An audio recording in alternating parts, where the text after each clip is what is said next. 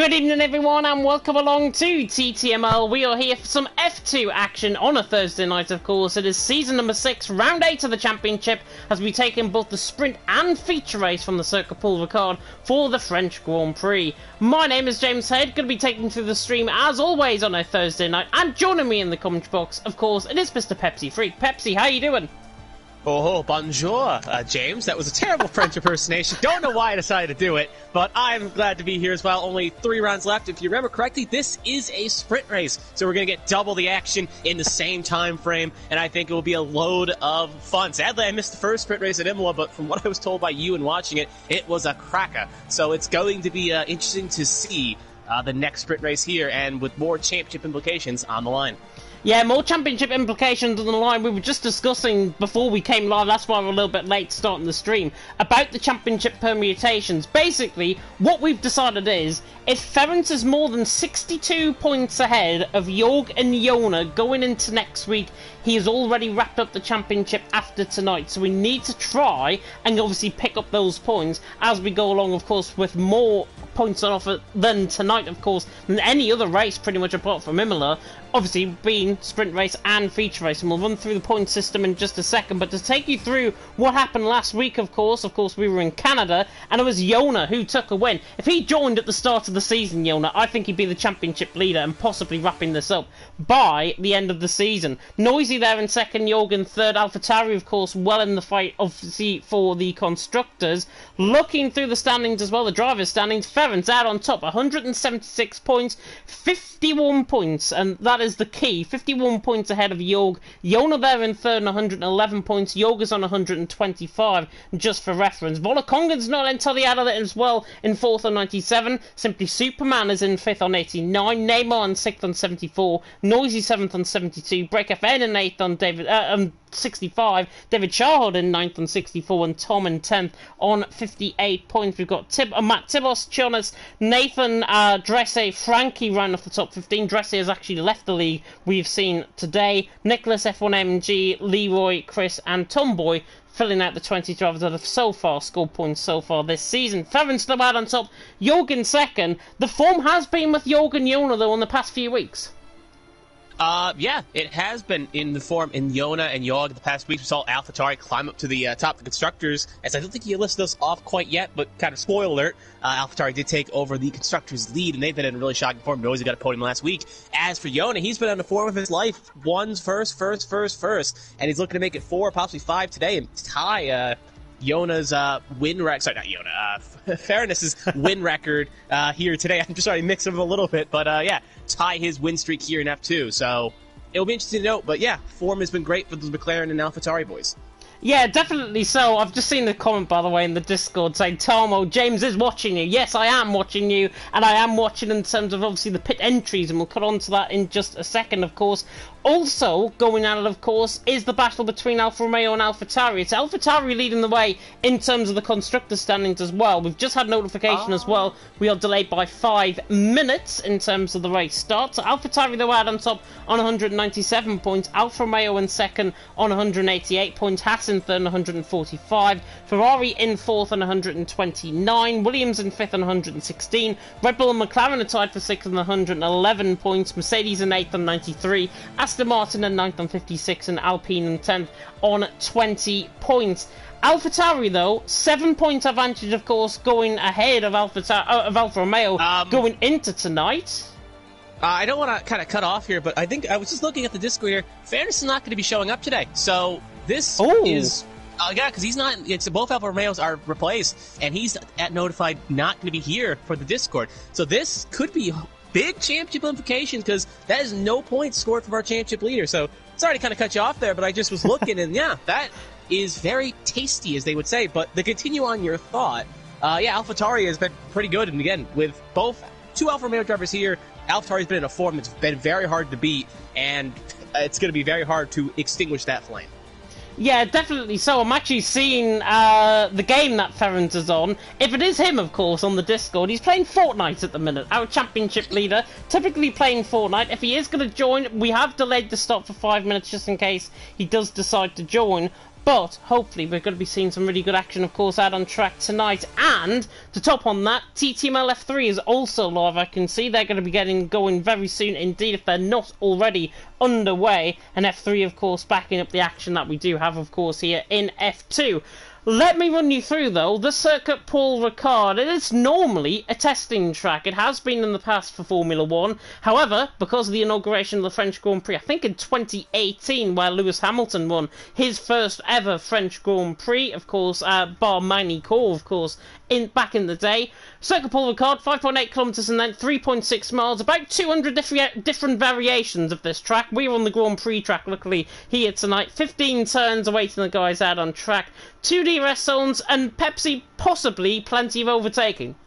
Oh, you got that long DRS straight on that point as well, and that long back straight. We saw Verstappen pass Hamilton in a very thrilling French GP in 2021. And it's going to be a lot of outbreaking performances because there's some twisty sections where it may be a little bit front to tail, but on those long straights, if you get enough of a run on the back of someone, you may see someone take a very aggressive lunge if the door is left open. Yeah, definitely so, and I think the Mistral straight obviously promotes that overtaking, but it also promotes a lot of defending. I certainly commentated around here, I think it was in the PSGL event we commentated around here, and honestly, it was one of the best races I think I've seen around France. Really good action up and down the field. Hopefully more of the same, of course, to come tonight in TTML F2, and hopefully some really good action to be had from our 16 drivers that we have currently got within the lobby. I'm going to have a look and tune into the comment section though and see what you guys are saying on the stream. Good evening to everyone, of course, that is tuning in tonight.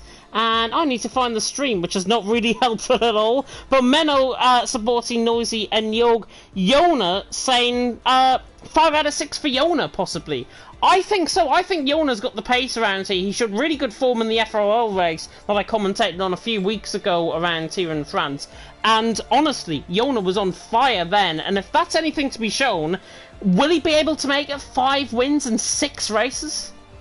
I mean, we saw it already happen once this season with, I think it was 4 out of the first 5, if I'm not mistaken, until Hungary stopped Fairness's flame. So it is possible if you get out of good form, and I think Yona can do it as well. If anyone can do it, he's in good form. But we saw, again, the AlphaTauri driver of Jorg, he's been kind of sneaky fast, as they would say, and he's kind of been flying under the radar a little bit. He's been strong, but he hasn't been that flashy strong where you're like, oh yeah, he's doing great this season. It's kind of like Carlos Sainz this season where he's not really flashy. It's like he's doing good performances, but it's not really noteworthy as like Leclerc's race in Silverstone. So I think he's been sneaky fast, and he's still currently ahead of Yona, and if he can keep that, he may need to try to win a race to have any sort of chance at winning this championship, but he can put some good consistent finishes together, and is consistently doing well.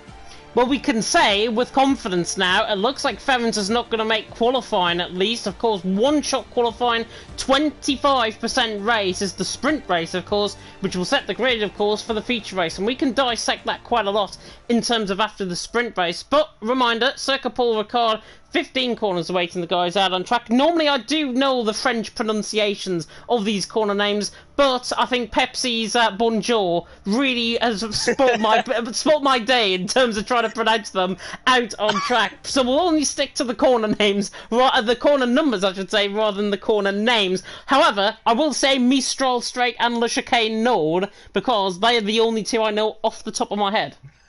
I'm sorry, I distinguished your flame there. My horrible. I didn't take French in high school, so it was like a situation where I'm like, oh, I'll just got a little bit nice, say bonjour, and I just butchered it horribly. They'll never allow me in French Canada. With if I ever go up to Montreal, they'll be looking at me like, just stay in English. You're butchering our nice, lovely language. Apparently, one of our drivers, Robbie, I think, who was a reserve, if I'm not mistaken, or one of the full-time drivers, he is actually doing another league at the same time. Oh, as we have, it looks as if it is intermediate conditions for this one-shot qualifying session. Very interesting indeed.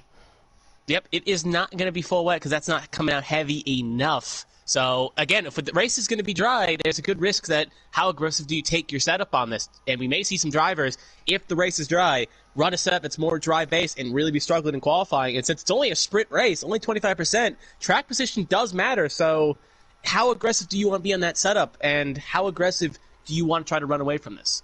Yeah, hopefully we will have a more successful attempt of actually running an online lobby tonight as per last night in the EML Premier Challenge Cup. We're on board with Simply Superman though, on the run down in towards turn 1. We'll turn off just the UI there to the left hand side. I'll get everything up in fact in terms of the telemetries. We go now through turn 1 and then through the right hander of turn 2 and then through turn 3. The rain actually really looks makes the blue look very high in terms of the contrast colours. We come down through turn 3, then through turn 4. Yona out on top at the minute, Noisy second, Simply Superman hovering in around third, Honey Badger there on a set of medium compound tyres, and actually it is dry runnings, a set of soft compound tyres, and it's not heavy enough.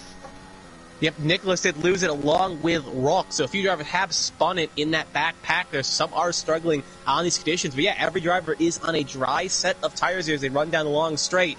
So, as Yona does lead the way, Simply Superman in second and Neymar in third, but yeah, it shows that it's not wet enough, and so they feel comfortable trying these soft tires, but you're going to have to be very conservative on the throttle if you blimp it, and you may end up spinning it around and ruining your lap.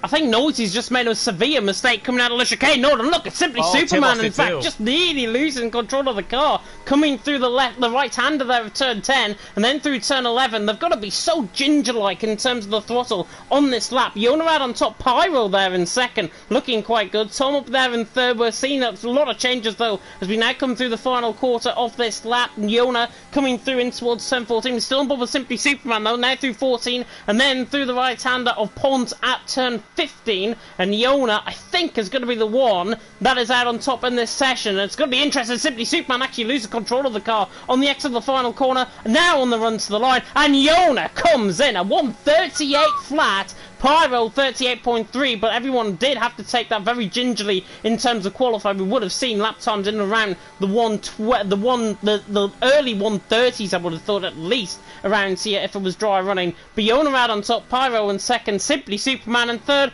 and well, Yona just carrying on his good form. Oh yeah, he is continuing his good form, and that's another point in his column, as they would say. No actual points, but just saying on front that, you know, good in his form. But something else worth noting is I want to say half the field had problems there. At the very least, struggled at least one corner on those softs, so it was a very tricky qualifying, which I guess gives Yona, Pyro, Simply Superman, Tom drivers that kind of fish up there in the top half a kind of confidence boost that they're good enough on their throttle that they wouldn't spin it. But remember, qualifying isn't the race, so we'll see if some of these drivers maybe in the back can rebound and get some points here in the sprint race. Yeah, of course, remember, if you are just tuning in to the stream, we do have the sprint race tonight as well as the feature race. So if you cast your mind back to Imola, if you were there on that stream, it is exactly the same in terms of the point system. So 10 points for first, 8 points for second, third will get 6 points. I think I'm miscommunicating myself there slightly. I'll start again. First gets 10 points, second gets 8, third gets 6, and so on and so forth. It's only the top 7 that pick up points. 1 point for 7th position is literally the minimum that drivers can get, of course, out on track. 13 laps as well awaiting the guys out on track. And Pepsi, how would you prepare, obviously 2 races tonight, how would you prepare first of all for this 25%, knowing that there's only going to be a one-stop strategy?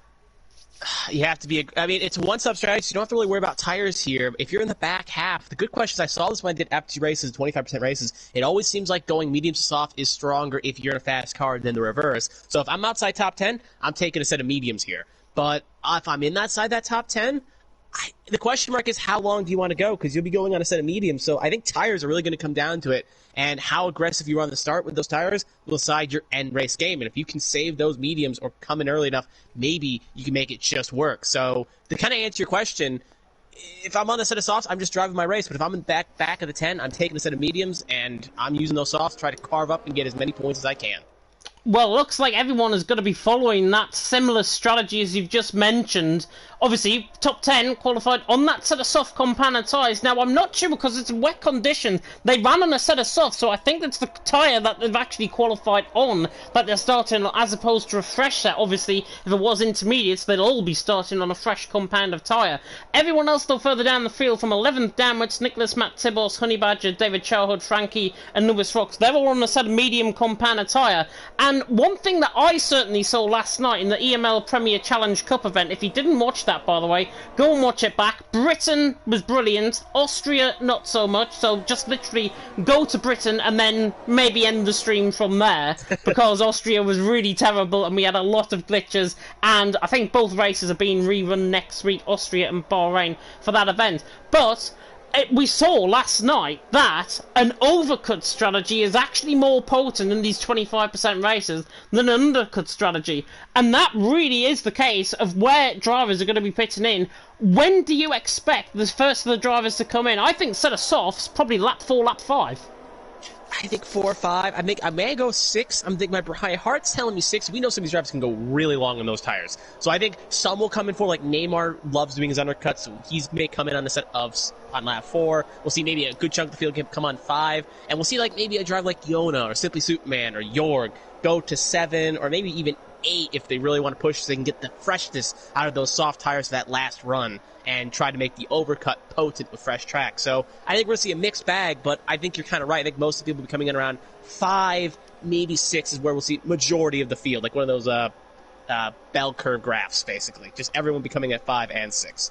Yeah, definitely. So obviously we do have the safety car also on tonight. So safety car might be the case where obviously there is an incident, the safety car gets deployed out very early. We saw that in Imola, actually. Predicted one sub-strategy according to the AWS graphic, at least lap 5 to 8 on a set of mediums, lap 5 to 8 on a set of hards. Really do not like to make their mind up, do they, these Codemasters gang? But Yona out on top, Pyro second, Simply Superman in third. The final cars now joining on the back of the grid, including Lewis Rocks there right at the back. But now we're about to go for the first time, well, for the second time in 2022, for the French Grand Prix, to the sprint race. And it is lights out and away we go. And Yona absolutely electric off the start, and Simply Superman will try and follow Pyro down in towards turn 1 as well, but Yona will lead the way down in towards turn 1. He's already got a 3/10 lead going in towards turn 1. Pyro there in second, Tom in third, Jorgen fourth, and there's a little bit of contact further down the field. One of the Ferraris got held up there. David Charhood was further down the field, and Simply Superman went side by side with Noisy and got the position, so he's through and he's into fifth.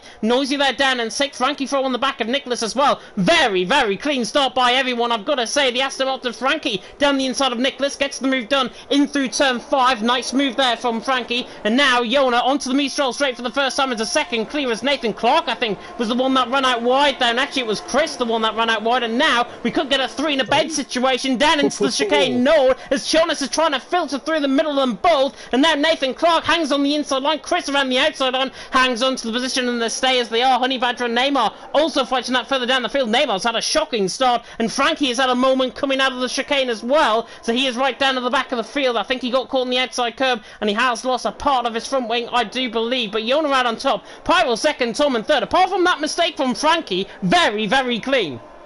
It was very clean indeed. I'll give you a second to catch your oxygen mask there as Jonah takes a 1.4 lead. But yeah, the only thing you can see is when Jonas saw an opportunity to make a move on Clark and Christie there, and he saw an opening, and he's like, I don't want to risk it on lap 1. So he backs it down and will fight another day. But Clark and Chris are still fighting for 7th, 8th, and they've caught back Simply Superman as well. So we're going to start lap 2 here. Remember, DRS does not open to the next lap. Yona sets the fast lap of the race with a 1:35. I think we see Honey Badger getting passed by at least 2 cars there at the very least. They'll be down to P13. We see an Alpine make a move on Tibos. Can he make it work successfully? Gonna hug the inside and successfully make the move on Tibos. So put Nicholas up to 11th, Tibos down to 12th, and Honey Badger maybe follow his Alpine teammate around. No, he will not. He'll just tuck back in line. But one Alpine gets by the Red Bull, the other one senses blood in the water, could make a move down that long straight, so we may have to keep an eye on that.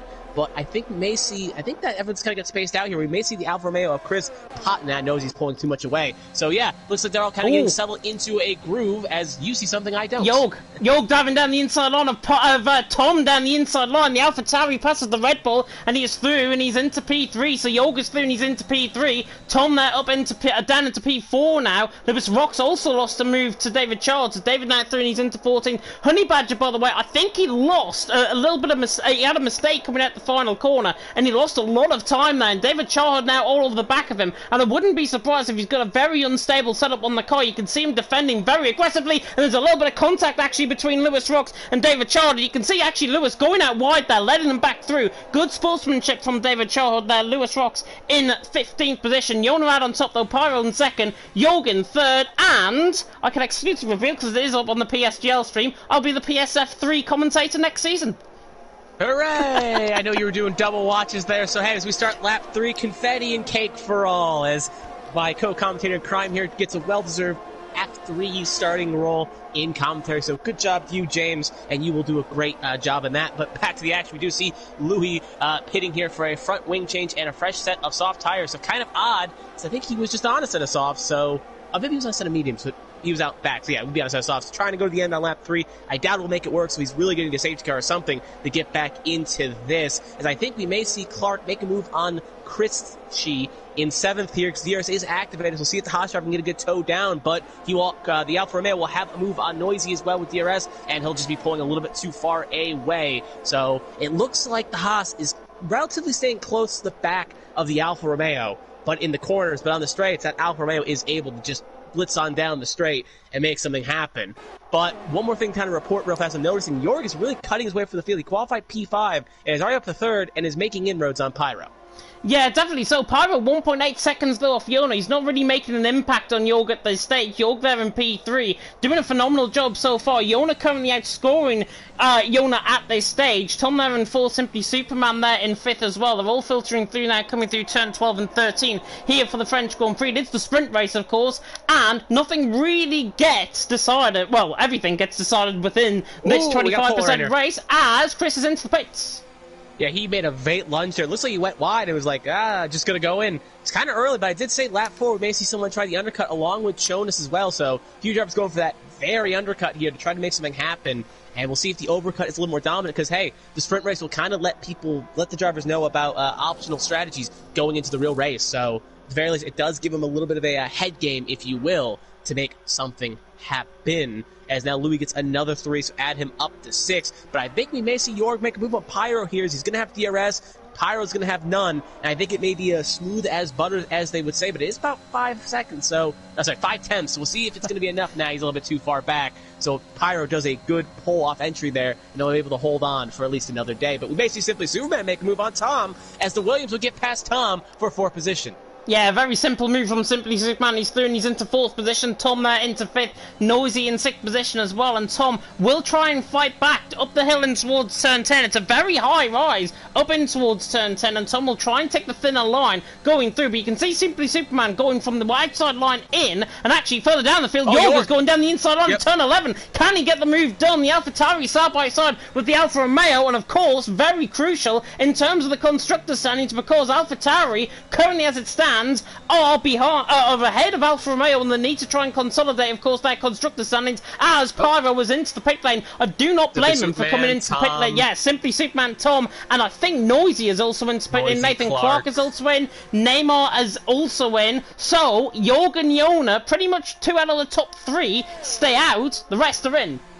Keep an eye on Christie. I did say Yon and York could be the drivers to go longer in the tooth here, so we'll see if their overcut works. But keep an eye on Christie, currently 14th. We'll see where he shakes out here and see if the undercut is a viable strategy or the overcut is. So here he comes to the last corner here. We do see Pyro starting to leave his box, and it's going to be a long run down. He's definitely going to get a good amount of spots here at the very least, but I think Pyro's going to come out ahead. He's going to come out just side by side with Tom and just behind Simply Superman, so the undercut is stronger as he did jump Tom and Noisy, so keep an eye, and Clark by wide margin, because remember, he was behind Clark when he came in, and now he's about, I want to say, 2 seconds ahead, so that undercut is very potent, so does raise questions. Can Pyro make inroads on Yona by making this undercut work? Yeah, Jonas is really on the back as well, Nathan Clark, and he's putting him under a lot of pressure at this stage, of course, on those fresh tyres. Matt Tibos as well on the back of Nicholas on the run-up in towards turn 10. One of my favourite places to try and get an overtake on any track in the F1 calendar. And now they're about to go side by side. Matt Tibos down the inside line. Could have been better trying to go around the outside line there, but there wasn't any room on that outside line. And Matt Tibos is through and he's into P3. Nicholas now down into P4. Honey Badger has picked up a penalty as well as Lewis Rocks, and I'll run through the penalties now as we approach the halfway stage. 6 seconds for Honey Badger, 12 seconds for Lewis Rocks. Lewis is not having a great race at all. Yona and York, though, into the pit lane. They react now to the likes of Pyro and Simply Superman coming into the pit lane. And now, this is key. Will the overcut work compared to the undercut? I think Pyro's a little bit too far back to make something happen, so I think they'll both come out ahead. I think Jorg will come out ahead, so we'll see what happens. We'll keep an eye on the pit stops here. Yona's already out of his box. Jorg just left, and we're going to see Pyro's coming off the last course. Yeah, both drivers are going to come out, so we'll see how wide the gap's going to be here. Keep an eye on the right of your screen. Wow. And actually, I think I was wrong. Yeah, York comes out well behind. He's actually going to lose his spot to Simply Superman, so never mind. Undercut is a lot stronger than the overcut here, because the gap's only 8/10. So yeah, a 1 second gain by Pyro doing the undercut here. So undercut will be the strategy for the race. So again, it's something that kind of stinks that it's a sprint race, so now everyone knows it, because Pyro would be kind of on Cream Street, as they would say, with that advantage here. But at the very least, it is worth noting that the undercut is a little bit more potent, and we'll see if Jorg may be under pressure here from Christie. Now he will not, but Tom, it looks like everyone's kind of settling in with all DRS train forming. Yeah, York right on the back of Simply Superman, trying to gain that advantage back down and towards the Mistral straight and down towards Le Chicane. No, very difficult to say when you're trying to commentate at once as well. York on the back of Simply Superman though, P8 and P9, and now up the hill. Look at the speed he's got off the corner, and now within the slipstream. Is he going to try and have a run down in towards turn 11? He sets a purple middle sector as well, does York, and now absolutely sends it down the inside, and the Irishman has got no defence at all here, I think, and York absolutely sublime move that from York. He is through and he's into P8, and David Chard now into the pit lane. The top two, Matt Tibos and Nicholas, who were battling, staying out as well, and now York is through and he's into P8. One more driver and he's got his championship rival up the road. Yona there in 6th though, but I've got to argue your point though. The undercut wasn't as potent as what people might have thought. Yona produced the overcut, and look at the pace he's got now to Pyro. It's 1.6 seconds. True, but we're also talking about Yona as well, so maybe a bit of a grain of salt as well, because Chris is still well ahead of Nathan Clark, though, who is in the back of this train here. So I think it comes down to what you're with. The undercut gets you time, but if you can't capitalize, then you're going to drive away. Yona's got now clear sailing, and York has caught the back of Pyro, so it's kind of the same thing as now it's Pyro gets 3 from multiple warnings. So I think it's kind of a wash, but I think it comes down to pace. If you're equal with the driver you're with, then it's going to be a situation where the undercut's stronger. But if you know you have good long-run pace, or you have a strong car, the overcut may be the better choice to have those fresher tires by the end. So I think it's kind of a mixed bag, but I think I'd still go the undercut if I was behind the wheel going into the featured race. But up the road, we do got Tibos on the back of Nicholas here. Both drivers still have not yet pitted. Both started on a set of medium tires. And can Tibos in that Red Bull take it away from Nicholas? But one more thing is, Shaw kind of pitted early, I would think, on lap 6. So we'll see if anyone else reacts. Oh, Pyro, down the inside line. Sorry to cut you off. He's down the inside line. Pyro's trying to fight this back, though, on the outside line. He's gone too wide, though. And York, he loves overtaking at turn 11. He is back through on Pyro. Wait, he retakes the position off Pyro, and he's into P6. And now, York, he's got ultimate pace. He's currently in the next second position. That means he's going to be getting 8 points coming his way. Yona is going to be getting 10 points, of course, from the sprint race. So that means Yona is currently outscoring York in terms of the championship standings. But now, 1.9 seconds the gap. York, I feel, might have now the pace over Yona to try and close in. If it's anything like his tyre wear, he should be really fine towards the end of the race. Yona leading the way, York in second, Pyro in third. By the way, Nicholas and David Charhood and the likes, all the guys on a set of softs are right down in the back of the field. So really, you could argue the point, the overcut for those guys in a set of mediums going into a set of softs at this part in the race hasn't worked at all.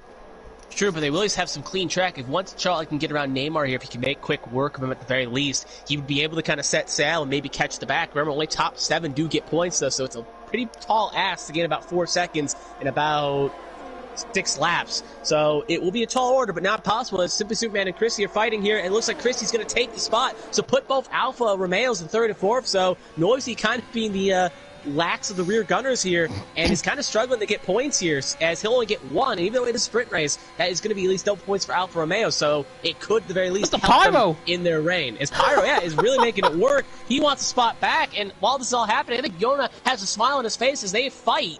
It's allowing him to drive away. So Yona's kind of smiling. Keep on fighting, boys. Let me drive away and get some clean air, because he does not want to be in the back of this DRS train that stretches from 2nd all the way to 9th. Well, Jorg is going to be the one that is going to be under so much pressure at this stage. Knowing Jorg, he will deal with this pressure really good. But he has used a lot of energy. 21% of ERS he has got to use up. Pyro, on the other hand, 40%, and he's going to be on the back of him running down in towards turn 1. Lap 9 out of 13 here in the sprint race, 5 to go, and Yona leads the way from Jorg in second, Pyro there in third, Chris in fourth. Further down the field, though, Matt Tibos down on the inside line, on the outside line, I should say, down in towards turn 1 on Neymar. Tries to Walter all the way around the outside on a set of softs. Beautiful move there from Matt Tibos. That is why he was a former TTML F2 driver, still is a TTML F2 driver, and Neymar's trying to fight back on the outside line through 3, gets shoved out the way. Noisy picks up a penalty, 3 seconds for him, and Matt Tibos back through and he's into P12. Yona leading the way though, Jorg in second, and Jorg now is going to be under so much pressure because he's really only got Pyro, I think, to fight with, and now down the inside line and towards the chicane Nord. He is not close enough this time around. Somebody that is though further down the field. Nicholas waltzes past David Shahold down the straight, and Yona still leading the way. Jorg in second, Pyro in third, but Nicholas through and he's into 10th, and Nathan right on the back of Noisy as well. I was going to say Nathan could make a move on Noisy here as well. Noisy does have to get on a fight move because he's in the last points position, but he also has 3 added to his name. So that is going to allow Clark and Nicholas to catch, well, Clark and Tronus to get ahead of him. So he needs to kind of get a move on, but there's really nowhere to go up the road. So the penalties are really going to affect Noisy and Pyro respectively. As we do see, as I think Jorg may not be too thrilled with Pyro fighting with a penalty that hard on him, because if he finishes second now, the gap will go from 14 to 12 between Yona and Jorg. If he finishes third, it goes to 10, and if he finishes fourth, it goes to 8. So he really needs to kind of keep second position here to try to minimize damage. So we do start lap 10 here, but I essentially may see a move on Clark and Noisy here. Can the Haas driver make anything sort of happen here on Noisy? Yeah, he's a little bit too far back. I do agree with you on that point because of the DRS. But he is getting a little bit antsy here, and something else worth noting is Nicholas on the softs has gotten the gap down to 2 seconds to the back of his train, so they will get here at the very least before the end of this race. Now down to 1.6, well, I think because Jonas made a mistake, but they could get their coattails at the very end here and could maybe get 7th or 6th, which considering some of these drivers started 11th, 12th, 13th, that is technically a net gain.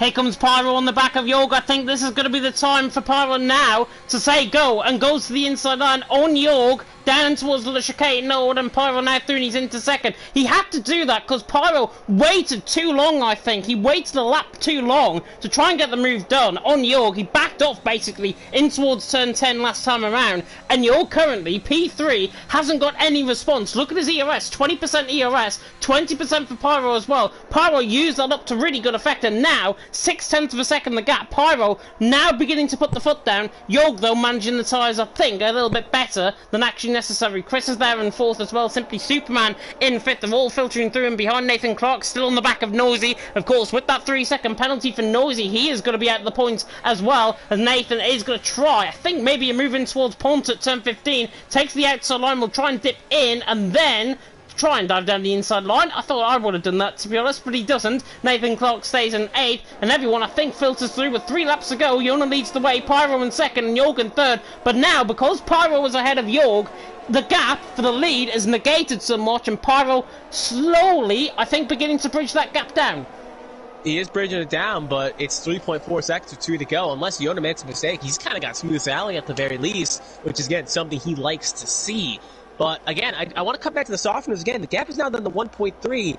They're not going to get the ERS this time by, but they're probably going to have that on the start-finish straight. And again, with those fresh tires, they could maybe make a move here. And we do know that Noisy's got 3 added to his name. He'll fall outside the points. If Pyro can't get a move on, he may also fall, as he's really gaining on Jorg. So he's really making that long-run car work. But if he can't get 3 clear on this back of this train, he may also fall as well. So it could, again, open the door for Nicholas, Chahod, and Tibos to kind of sweep up at least some points at the very least. And we'll see if anyone can make a lunge on this long trip. But yeah, it looks like everyone's relatively spaced out at the very least. So no real opportunities for a pass. And they're getting settled in for maybe the last 2 laps of chaos. Yeah, definitely so. Pyro just made a slight mistake there, coming through 10 and then through 11, as to try and get that best run coming out of turn 11, and in fact, he actually managed to do that. He pulls another 10th away from Jorg, but Jonas still leading the way. Pyro in 2nd, Jorg in 3rd, Chris in 4th, Simply Superman there in 5th. The guys on the set of softs has now joined the pack as well, with Jonas in 9th, Nicholas there in 10th on that set of soft compound tyre. given how close the action really was, I think set of softs probably the worst strategy to go on here tonight in terms of this sprint race. Currently, though, Yona leading the way. Pyro has closed the gap down. It's 0.2 per second he's closed the gap down by. Obviously, now onto the penultimate lap of this sprint race. Yona, in a world of his own, he is going to be absolutely dominating once again. And not only that, he is going to be scoring more points than Jorg, and he's going to be on pole position as it stands. And not only that, Alfa Romeo currently outscoring AlphaTauri in terms of the constructors. Yeah, you got to remember, though, Pyro is going to fall a couple spots as well, so depending on how far he falls could decide if AlphaTauri kind of net gains or net holds on that situation. We'll have to wait and see how it shakes up with time penalties, but at the very least, I think Pyro will still finish in top 7, so at least we'll get some points added to his name. Oh, Nathan Clark!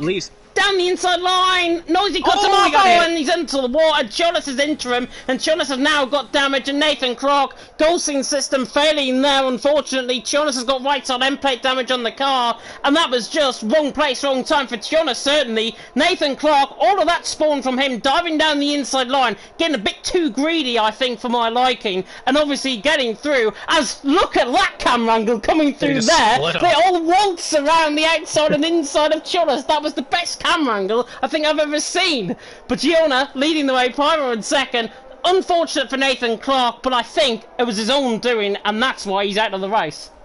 I get it. It shows you how because he would have started P8, now he's going to start P16. So it's kind of a odd choice because he was barely on the outside of the points. Heck, if he didn't make that pass, he still would have got 1 point at the very least. So it's very odd. I know you want to pass on track, but there was legitimately almost nothing to kind of fight for there, as we do see Tibals and Nicholas fighting there for 8th position, and Tibals is going to take spot away, so put Tibals in the 8th, and if Noise can just get 3 tenths ahead, he could at the very least hold on and get at least 1 point for AlphaTauri, but he's going to have to get a move on here and make something happen. But yeah, just kind of a head scratcher there from Clark. He's usually an alright driver with decision making, but got just a little bit too aggressive there, saw the glory, and ended up with egg on his face. Yeah, the move was there, down the inside line. It looked like Nosy just chopped him off slightly, but the gap was never going to be there still down the inside line. Even though there was a gap there, you shouldn't really go for the gap, and I'm sure Nathan Clark will learn the hard way, and I'm sure he's probably going to be taking my advice on board as well, as now Jorg is attacking Pyro down the inside line and towards turn 10. Frankie Fro picks up a penalty, but now Jorg on the inside line of turn 11. This is his favourite corner to try and overtake it. He gets Pyro once again, and Pyro will try and get the up and under, but he can't respond, and Jorg now through and he's into P2. Phenomenal stuff from Jorg. He would have got that anyways with Pyro's penalty, but now on board with Yona, coming around the final couple of corners. The QRT man having a phenomenal race here tonight, and now coming through the final corner, of course, formerly of Nexus Racing, now of QRT. Of course, it's the same team, but Yona doesn't care. Yona wins at the sprint race in France as Lewis Rocks has been disqualified for multiple penalties received. He had 12 seconds the last time we looked, and he's picked up another penalty there. Jorg though in second, Chris there in third, Simply Superman in the end in fourth, and Pyro, as a result of his penalty, he's down in 6th. Ooh, yeah, a bit of a thing there. Yeah, Pyro did get at least stay in the points at the very least, so he at least gets some points. But yeah, that 3 seconds hurt him in that train. He just was not able to break away, and that sadly cost him some points here. So I think AlphaTauri at least holds station at the very least, because it was 8 for York, 6 for Christie, and then reserves don't score points if I'm not mistaken. So nope. Yeah, AlphaTauri's so never mind. AlphaTauri's just going to clean slate because both drivers, I believe, are reserve for Alfa Romeo this season. Because I know Christie definitely is. But Chris, so yeah, hang on, I will double check this. I'm going to quickly go into the F2 driver lineup, and I will confirm this. Chris is Pyro's full time. Pyro is in Alfa Romeo. So Chris is the one replacing obviously Ference tonight. So yeah, AlphaTauri actually ends up getting more points than Alfa Romeo with Pyro's penalty there. Regardless, it was going to happen anyway because York passed him on track. But it is worth noting that so AlphaTauri will extend their gap here today. But again, dominating race by Yona, and with Jorg going to finish behind, the gap from Yona to Jorg falls from 14 to 12. And the gap in the lead goes from 51 to 43 from Jorg to the championship leader Fairness, and from Yona to Fairness as well, it goes from 65 to 55. 55, yeah. Yeah. Quick maths. Struggling, but got it done. But anyway, there was also results there, and they will also decide the order as well. Probably should have been leaving those off instead of doing math in my head.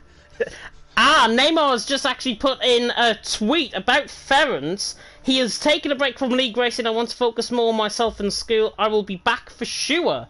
So, we read into the lines of that. That screams to me as if Ference has taken a break away, obviously with school and possibly exams coming up. Is he going to make the rest of the rest of the races for the rest of the season? Well, he's got 2 rounds left. He's going to lose at minimum, depending on, let's say, Jona gets a max points day.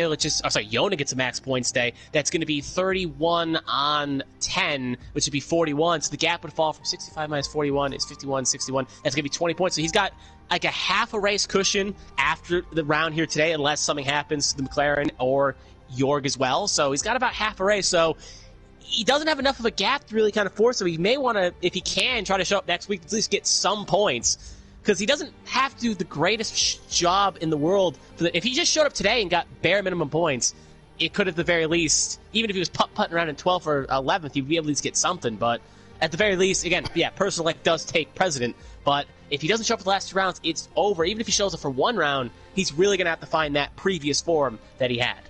Yeah, definitely so. I think Ference, obviously, league racing does get stressful at times. I know commentary gets stressful at times, of course, for us in the commentary box. And I can totally understand, a kid of his age, I can totally understand the pressures and everything of school. And obviously, that comes first above everything else. No matter if you are in a championship fight and you're leading the way in that championship fight for TTML. And I think, honestly, he's done the right decision, I think, there with Ference. Obviously taking a break from league racing. Not sure how long. It looks as if it could be an extended break. But who knows what can happen, of course. But obviously Jona winning there brings that gap down now to 55 points between himself and Ference. And that, I think, means, because Jona is probably guaranteed to pick up points as long as he finishes the race, we will get no champion crown, of course, with Ference not being here. We will not get a champion crown tonight, and that is for certain. Yeah, that is for certain, 100%, because he already got under. Both drivers are under the gap regardless, so they cannot fall out even if they score 0 points. So they will extend the gap for 1 more round. And right now, there is still a chance Ference could win this if, let's say, again, mutually assured destruction, let's just say between Jona and Jorg. Let's say something happens, corner 1, both drivers take each other out, similar to 2016 Hamilton-Rosberg or 2021 Hungary with Bottas going hard into the corner. If they end up taking a few drivers out, this could give enough points to Fairness that he may not even show up the next 2 rounds and still win the championship. So it's not a cakewalk. Jona and Jorg still have to finish and score well in order to close that gap if they can. Because we know the clinching situation next week is 30 points, and if something happens bad here today and they don't get a lot of points, that could still be a clinching situation going the next week. But again, highly doubtful, but can still happen depending on the luck of the race. Yeah, definitely so, and obviously Constructors Battle, that is inevitably going to go on towards next week as well, which is going to be really good to see, I think, for the AlphaTauri and the Alfa Romeo team. Of course, other teams might come into the fore of that as well, but I really hope you enjoyed that sprint race. Of course, we have got the feature race to come. We are getting the lobby reset up, as you can probably see on your screen now. 27 laps, no qualifying, of course, because qualifying determined by that sprint race, and it looks as if I'm literally talking, we're about to get going now for the feature race. Yeah, we are going to get ready for the feature race. Drivers are heading up. I do want to say one more quick thing here, because it did cross my mind. I should probably say it now. As we do see by the name, Neymar Gaming did join TTG over the weekend, so I do want to give, so we've given a little bit of some credit to drivers switching teams and such. He's a relatively good driver, and it's good to see him find a home in TTG as well, from jumping from, I forget the team he was previous with, to... Thank you. And he'll do well in TTG as well. It looks like there's no hard feelings with the move, so he'll be a strong driver in the TTG lineup and bring some strong performances for them. But I want to just give as we do show off team moves sometimes, just want to point that out to the viewers as well.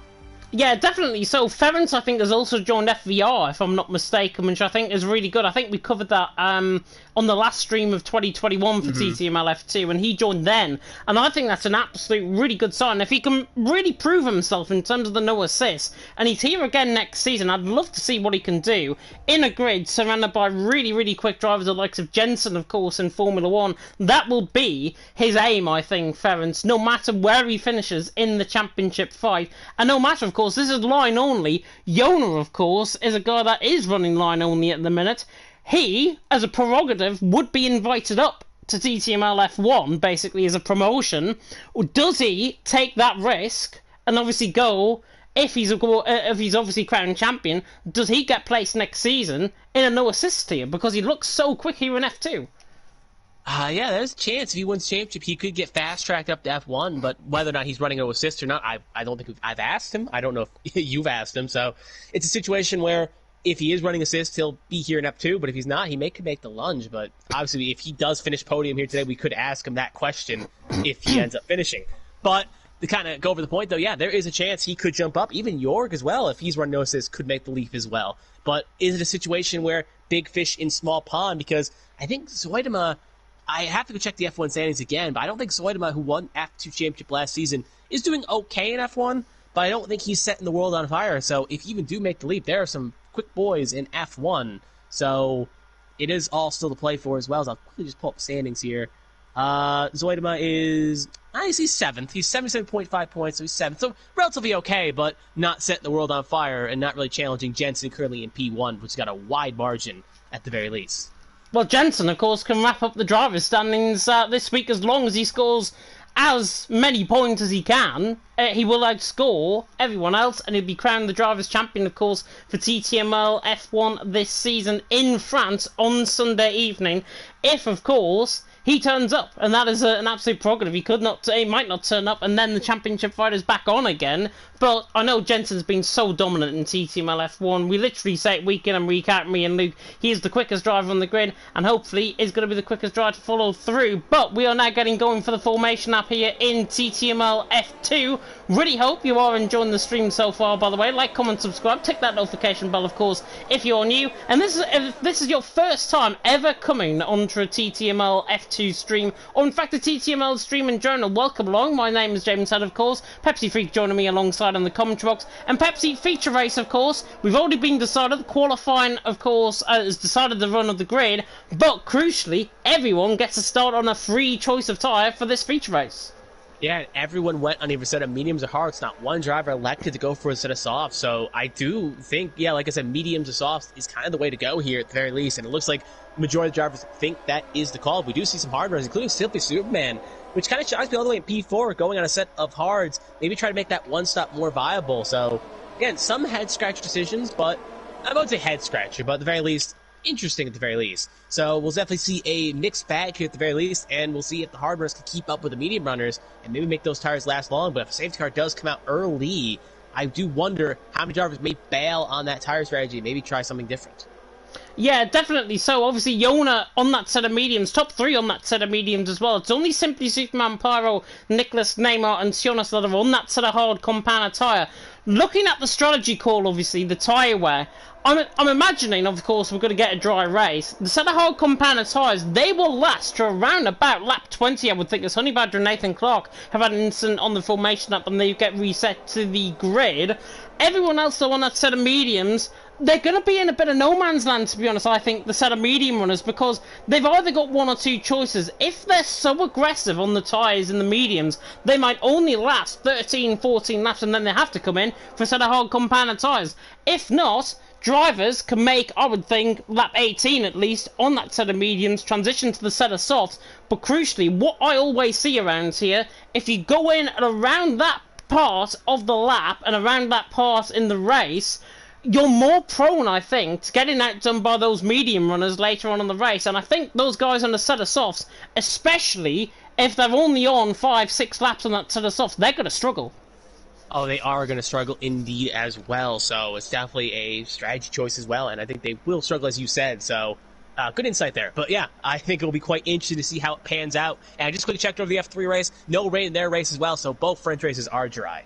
which is fantastic, and that's exactly what we want to see. And 27 laps, so we're about to get going here for the French Grand Prix. It is here for the feature race, and this is the main race for tonight. And it is, lights down, away we go, and Jorg actually reacts quicker than Yona on the run down in towards turn 1, and Yona, I think, is just going to have the lead down in towards turn 1. And look at the run of Chris, he's going to get the outside line now in towards turn 1 on Yona, but Yona holds the lead. Jorg in second, Chris in third. There's contact further down the field. Matt Tibos and Noisy have had a little bit of contact further down the field. Noisy, I think, had to come to the escape road, if I'm not mistaken. Saw him cut the grass, and now he's off track in 16th position, and Matt Tibos obviously spun, and he got caught up in an instant as well. But Yona leads the way. Chris in second, Jorg in third. There's more chaos further down the field. Simply Superman now getting outdone around the outside by Frankie Fro, and that's off track from Frankie, so he might have to give up the position there if it was an illegal overtake. Frankie up to 7th though. Yona leading the way. Chris in second. Jorgen third through the first half a lap we go as Jonas is right on the back of his teammate Neymar down the Mistral straight in towards the chicane node, and he doesn't try and go for the move, and Neymar actually locks up nearly into the back of David Child, and there's a tiny tap on the back of the Ferrari, and now both Mercedes really getting caught up in a bit of a collision there, and now Lewis Rocks and Honey Badger are going to go side by side as well, but it's Yona leading the way. Chris in second, Jorgen third, as Frankie Fro gets Nicholas and he's through and he's into P6. Oh, well, hold on a minute. There's Frankie,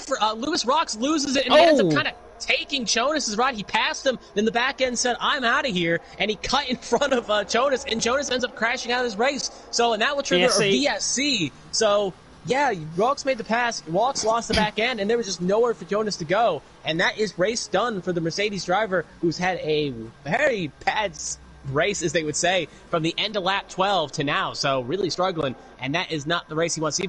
But Chris is really caught up to the back of Yona at the very least. But one other thing I do want to point out is to kind of start the beginning of the race as well, as Noisy gets a drive-through penalty for speeding. But I think it just said he got a VSC for a drive-through. At least it popped up. How's he done that, though, coming into the pit lane? I don't know. Very odd. Maybe sped up to try to get in, and who knows? As anyway, that ends the VSC here at the very least. Action continues. I just want to say, lap 1, what happened to Noisy, and I think it was Tibos, is I think an Alpine kind of went a little bit too deep and nowhere to go, but that is at least from the angle I got. And one more quick thing I want to point out, I just took a look at the chat, and we do got Nathan Clark saying one word in the comment. All I can say is, watch out for the weather. So, very ominous, as they would say. I wonder if that's why guys have gone on a set of hards and thinking that there might not be rain towards the end of the race. Nathan Clark, though, speaking of which, is through on Neymar. Down in towards the Mistral, straight and down towards the chicane node, he's through, and he's into P10. Honey Badger trying to follow through as well. It might have been the Alpine of Honey Badger that got caught up in that collision earlier on. Frankie Fro was going side by side as well with Pyro. We saw how quick Pyro was here, up in towards turn 10 in the sprint race, and now Frankie dives it down the inside on the FER man, of course, now a part of that team, dives it down the inside of turn 11 and takes Jorg's position as favourite overtaking spot on the track for Frankie. Frankie is through and he's into P5 very impressively indeed. Yona though leading the way, Chris in second, Jorgen third. Honey Badger has picked up a penalty, as has Noisy as well, obviously with that drive-through penalty for speeding the VSC. And Alpha Tauri, of course, getting outscored by Alfa Romeo. Noisy down in 15th position, will be picking up points as Pyro, in fact, is into the pit lane very early indeed. He's retired from the race. Wow. Oh, that is odd. Well, first of all, it's not going to help Alfa Romeo and the constructors. That's going to be no points from him. But secondly, it makes me wonder what happened. Maybe, I don't know. Because he just came in and retired. He was in 6th, and now he's left. So maybe something has come up scheduling-wise. He has to leave. So very odd on that front. He was doing okay. Had no damage. Had no incidents. No penalties. So something had to come up, and he had to leave. So hope everything's okay with Pyro. But anyway, back to the battles at hand here. We got Clark on the back of Chawhood here, but they're all going to have DRS because DRS has been activated this time by Yellow Flag Sector 3, but that is they're going to spit the Alfa Romeo car out on the track for whatever reason. But we'll see. Clark's not close enough to make anything happen, but going to stay in the tow, and maybe if Chawhood makes a mistake, something could happen at the very least. But we got a train cut form between 6th, 7th, 8th, and 9th, respectively. But yeah, Yona is keeping the Alfa Romeo of Chris. She is keeping Yona honest, but Yona is still holding station at the very least in the top half of the field. Yeah, definitely so. Nathan's still on the back as well. David Chawhood running up the hill, and in behind that, actually, Honey Badger tries to force the issue on Neymar on that set of medium compound tyre. The Alpine down the inside of the Mercedes of Neymar. Neymar, though, trying to hang that all the way around the outside. Traction on the inside line is favourable for Honey Badger, and now coming through turn 12, is he going to get the move all the way around the outside? And look at the traction there. That was absolutely sublime from Honey Badger, and he's through, and he's into P10. Neymar now down into P11. Of course, all point scoring positions for up up to 14th position. So I think a minimum of 6 points, if I'm not mistaken, is going to be picked up by the drivers out on track tonight. Jona, though, leading the way. Chris in second, Jorgen third. It's gone very silent, I've got to say, at the front of the field. Jona pulling away from Chris. Chris is not really lined up to it as well, but the front two are still pulling away from Jorg. Yeah, they are pulling away, relatively speaking. The only driver in that top 5, they're all relatively a second behind each other, except for Frenchie on Tom. Everyone else, from 1 to 4, is 1.2, 1.6, and 1.6 respectively. So they're all kind of getting spaced out here. No real trains are forming, but once you get past the 7th, 8th, 9th, that's when you see a big DRS train forming from 5th all the way to 10th. So there's still a lot of action at the very least, but top 4 have really kind of broken away and are kind of easing into it, as they would say, and just kind of finding their race, as they would say. But yeah, it's just right now, it's kind of interesting. I do agree with you. It is very quiet up front, but they're all kind of running about similar paces. But yeah, Jorg is losing just a little bit of time to Christy and Jona. Yeah, definitely. So Chris, 1.2 seconds off the back of Jona there. Frankie as well, 6 cents per second behind Tom, 4th and 5th position.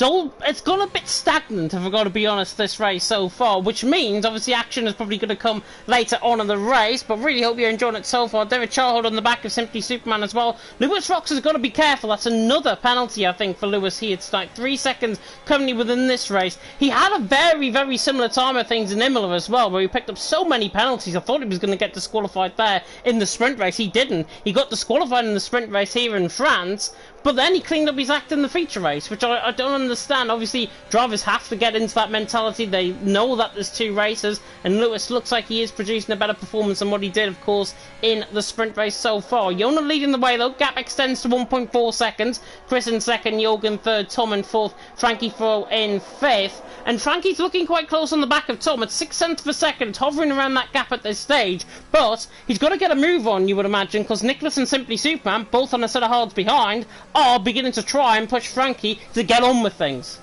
Yeah, they are pushing Frankie to get on with things here, and he has to get in the back, or else, I always love to say, next man up.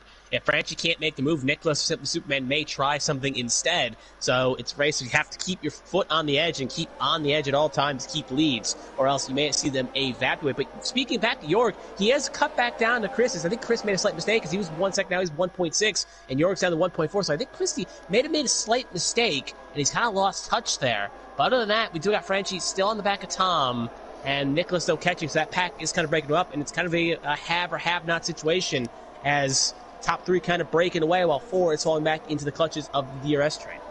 Yeah, definitely. So, Jona leading the way, Chris in second, Jorgen third. I'm so good, by the way, I have managed to put out a tweet about me being the new PSF3 commentator since you've been talking there, Pepsi. Nathan Clark, though, on the back of David Charhold, he's really putting now David under pressure. And, of course, David, with that 1-bar connection, might just lag back slightly into Nathan Clark. But Nathan doing a good job so far. He did say watch out for the rain later on in the race and watch out for the weather conditions. I can see certainly clouds beginning to bubble up over the mountain range there just in front of the circuit. And of course, I think it's the French Alps which is in front of the circuit, if I'm not mistaken. Nathan Clark, though, on the back of David Charhold, currently at this stage, is actually Tom, I think, made a mistake there. He did. Yeah, he did go a little bit wide there, and he kind of cut off Frenchie there, trying to re-entry there, and Frenchie maybe not too happy about that at all, kind of got chop blocked, and that could cause, again, maybe no love lost if an opportunity to make a pass happens down this long straight here. So we'll see if Frenchie can get a good exit here. Looks like he's got a relatively good toe here, so all the play for at the very least, but he is losing touch. So we'll see how aggressive we'll be on the brakes. He is getting close. 3, 2, 1, gonna go around the outside, and he'll successfully make the move on the Red Bull. No love lost, but we got Frenchie up to 4th, Tom down to 5th, and Tom has to answer back quickly or could fall back into the clutches of Nicholas or Simply Superman here. And we know that Jorg loves making passes up this top section here. Can Tom answer back on Frenchie, getting an okay toe, but not going to happen. Frenchie will keep 4th at the very least, at least for now. But still, again, it's getting a little spicy up there in 4th. Very high 7th gear as well from Tom, coming through turn 10. That was the right-hander, of course, the flat right. And he took a really high 7th gear through that. I normally stick it up into 8th, just to try and carry the car around the corner. But there, Tom, stuck it in 7th gear, obviously trying to waste a little bit of fuel away, perhaps. Nathan Clark looking around the outside of David, coming through 14 at Lack, and then through 15 at Pont. And again, Frankie throw off track there. Now Tom is going to try and react to that. And look at the speed that Tom has got in that Red Bull. Absolutely saunters past Frankie as if he's not even there. Tom is now through and he's into 4th. Frankie there into 5th. Nicholas Simply Superman, David Charhold, Nathan Clark, and Honey Badger following through and behind. Yona leading the way though, Chris in second, Jorgen third. The main battle though is this battle for fourth because Tom still defending from Frankie. Yeah, he is still defending on Frankie as well, and Tom has lost 3 seconds to that top three. So again, top three is just kind of smiling as this battle's happening. Glad it isn't them, but can Frankie answer back here? We saw it was about a similar gap, and I think it's going to happen again here as he'll get a good toe, even a better exit. So it's even going to be less of a struggle here. Will Tom? Yeah, he will take the inside. So Frenchie going to go inside here. Can he outbreak? He'll clear him by well before the corner there, and Frenchie's going to take fourth. Tom down the fifth, and again. Something just happened. Honey Badger, what a move around the outside. If he can pull this off, this is the best move of the race so far. Honey Badger and Nathan Clark are side by side. Up the hill now, in towards turn number 10, and Honey Badger pulls it off. That is a phenomenal move from Honey Badger. Brilliant, brilliant stuff. But he's through and he's into P9. He might have a penalty on over haunting him, but as one Tom falters down the field into 5th, the other Tom gets going up into 9th. Honey Badger through and he's into 9th. Brilliant move. That was a brilliant move. I saw the tail end of it, but he went very aggressive there, and it was a great move. Honey Badger kind of having a good race here today. Going to knock on wood real fast to make sure I don't jinx him, but he is doing relatively okay here, and hopefully he can keep that performance up. But while you were commenting a while back, I like that tweet you tweeted. But also, I was looking at the Discord chat, and it's a situation where I think Pyro forgot to put a setup on. So maybe that partly explains why he left, but still, very bit of overreaction. Is Tom going to make a move up the inside, now outside of Frenchie, and he will successfully make it happen. So Tom takes it back, but now he has to get a good exit because we do see the flashing light of battery deployment on. So it's a situation where he is kind of struggling. It looks like Frenchie's got well over double what Tom has, and I think it's going to happen again. Same song, different dance for 3 straight laps, as Frenchie could make a move on Tom, and Nicholas could also lap up here as well, depending on how good an exit Frenchie gets. So Frenchie going to get a relatively good toe down the straight here, going to get DRS, going to take the inside line. Will Nicholas try something as well? If they both kind of take each other wide, Frenchie makes it happen, but Nicholas is going to kind of cut in behind, and Tom's going to have something happen. I think we see Honey Badger going very aggressive there, opportunity to make a pass on Shawhood, and I think get a little squirrely if I'm not mistaken.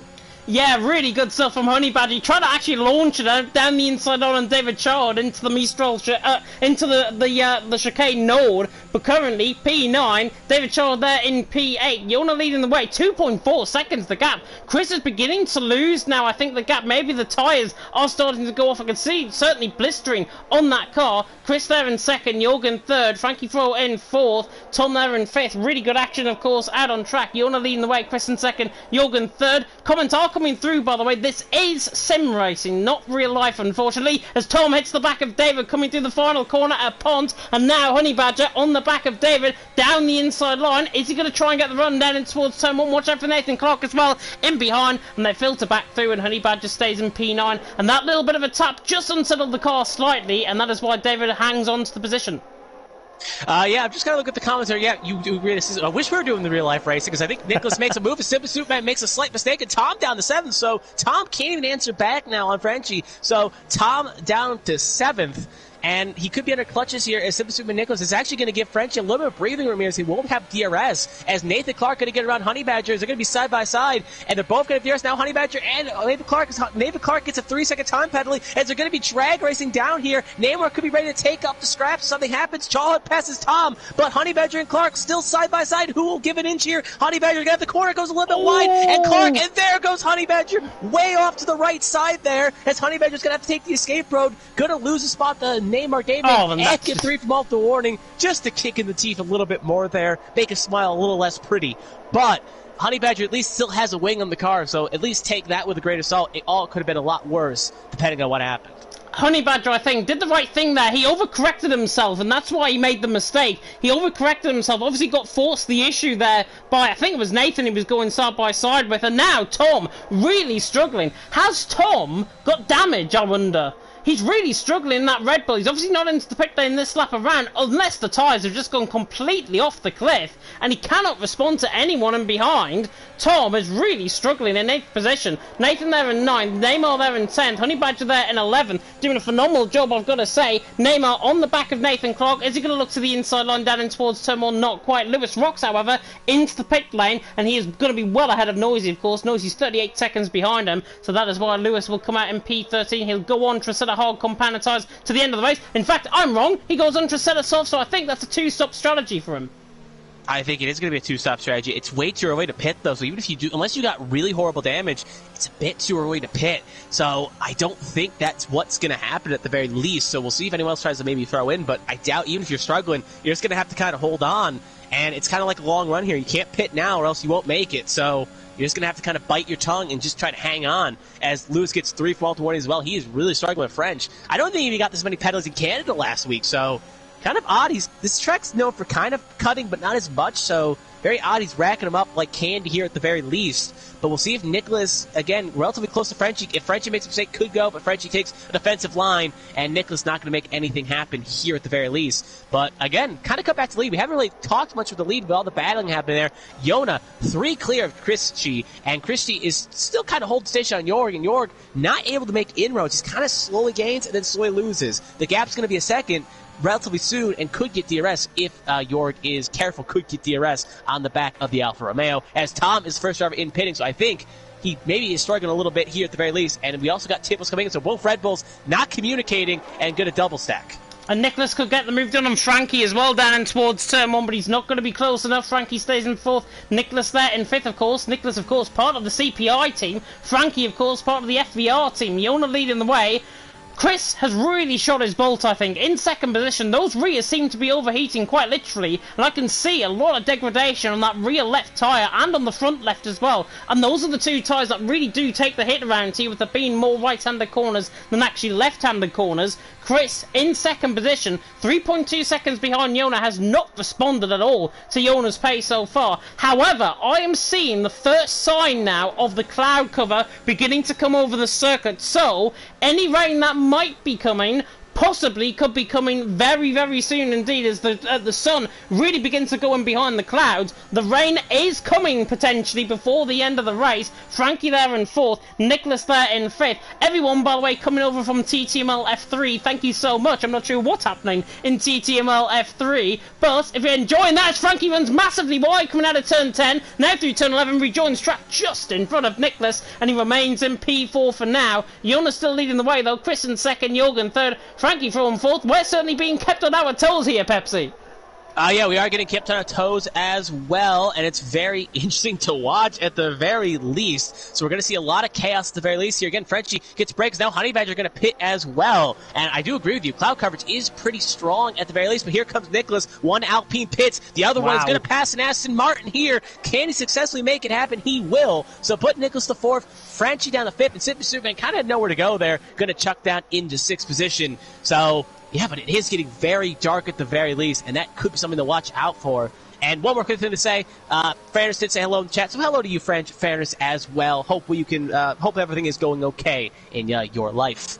Hope the schoolwork has not been too stressful, is what I can say. Yona out on top, though, Chris in 2nd, Jorgen 3rd. And Ferens, for watching, is probably thinking, oh no, my championship is literally over. Yona in 1st, Jorgen 3rd. Remember, they've still got to make a pit stop, as is Frankie from on the back of Nicholas. He is really close into towards the chicane no once again through 8 and 9. But doing a good job, Frankie Frohl there in 5th, Nicholas there in 4th still. Tom, by the way, ahead of the other Tom. Hopefully we don't get a Tom battle outside track from Tom in 10th on a set of softs and Tom in 11th on a set of hards. Honey Badger, of course, that is. We can call on that. As Neymar right on the back as well of Nathan Clark. He's just been dragged off this pack slightly by Simply Superman, who's keeping up with Frankie. But look at the cloud cover. I will not be surprised if it starts raining in the next 5 minutes. Looking at how the sun is still glinting through the clouds, however, as Chris is into the pit lane from 2nd, with the sun still glinting through the clouds, I think it's going to be dry to the end. I think it's going to be dry to the end as well. We did have Clark tell us to kind of keep an eye on the weather, so it is worth noting. Because if it was going to be raining in about another 5-6 laps, you would see more drivers going a set of hards. So it is kind of question mark at the very least. So it does make you wonder, but I think if it is going to rain, it's going to rain near the tail end of the freight, maybe around lap 22, 23 respectively, is when we'll see rain. And then the question is, will it be a similar situation to qualifying, where we see a situation where the track is wet, but softs can work if you're careful? I'm just laughing at the comment section. Sorry, I know. really should behave myself. I saw it earlier too, and I was like, these comments are interesting to say the least. But I didn't want to say it on stream while you were commentating. But yeah, I think you just noticed them as well. They are interesting, but at the very least, love the TTML fans here. They all have different varied personalities. As Kermit says, they may be rain on lap 20, so maybe his prediction may be lap 20, or he thinks he'll be rain on lap 20. He's not in the lobby, so his prediction is 7 laps. I say 9. I don't think he's too far off, to be honest, in terms of the rain. Of course, that is around 10 minutes' time in terms of how this race is going to obviously unfold in front of us. And in 10 minutes' time, it is going to be around lap 20, lap 21. So I think he might be right in that, as now Neymar dives it down the inside on of Nathan Clark. Making a lovely move on Clark, yeah. It's raining! It's raining now! It's raining now out on track, and Jonas into the pit lane. So, lap 20, it's raining now! But it may not be heavy enough. But the question is, it reminds you that I know I referenced this race before. It's a situation where I think the media runners may end up getting kind of kicked in the teeth here, because if it gets wet enough, this could play in the hands of Nicholas, Simply Superman, Neymar Gaming, who stayed on a set of mediums at the very least. And if there's a chance Clark, Chawhod, and Yorks can stay out just a couple more laps, they could end up lapping us up like a cat with milk. Look at where Yona is coming out, though. He is in absolute abundance of clean air. He's 8 seconds off Nathan Clark. Set a hard compound tyres is probably the one to be on as well in these wet conditions. Obviously, if the rain is falling, it's going to fall heavy enough. And do you know what? I think it's the wrong call, because he should have went for a set of inters. This rain is coming down a lot heavier than what even I was expecting. And now everyone, I think at the end of this lap, just to finish off my point, I think everyone at the end of this lap's in for inters. Well, that's not going to stop Simply Superman from trying to make a move on Nicholas here, as he's got a really good toe off the line there, but not going to have it happen. I think he was a little too deep, but he'll be okay, but definitely got a good suck here. But yeah, it is very dark, and there goes Nicholas. He gets very squirrely, and that's going to allow Simply Superman to unblock. And he cut him off, and there was nowhere to go, so the Ferrari was looking good. Now the Ferrari's got damage. Simply Superman, I think's okay. Lewis crashed out in Sector 1. Yeah, Lewis is crashed out for intermediates. Yeah, Lewis has crashed out through Sector 1, and that's through 10.45. I think that's off track as well. DRS is now disabled, so Yona has totally shot a bolt here. He's there in 7th, 6 seconds behind. He's catching the rest of the field on those fresh tyres. Apart from that, look at them. They're going around at snail's pace. It is literally like 1998 Belgium all over again. Jorg leading the way. Neymar there in 2nd. Jorg has got a free pit stop, and Nicholas is into the ground. Nathan Clark, they make contact on the curb, coming through the right-hander of turn 13, which is a very weird place to kick off at. Simply Superman has sped into the pit lane and has sped ahead of David Chahod. This race has literally gone from 0 to 100 in about 30 seconds. Jorg now into the pit lane on a set of inters, and he's going to rejoin, I think, in front, because Jonas stays out.